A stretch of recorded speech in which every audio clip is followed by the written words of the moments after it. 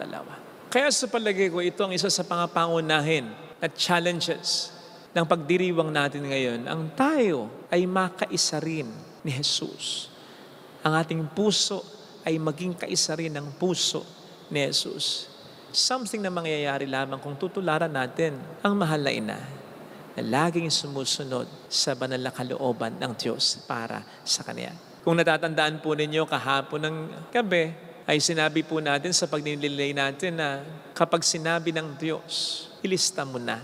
Totoo na yun eh. Tututuhanin niya yun sapagkat hindi siya masusubok sa kanyang salita.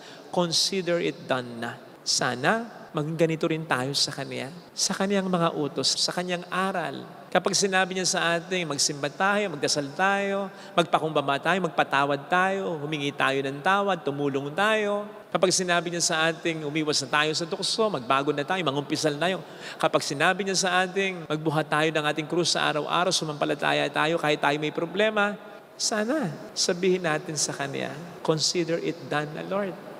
Kahit pa tayo'y nahihirapan, kahit pa tayo'y maraming hindi maintindihan, sabihin nawa na natin sa Kanya agad, Lord, consider it done na. Ganun kasi ang naging pagsunod lagi ng mahal na ina sa kalooban ng Diyos eh.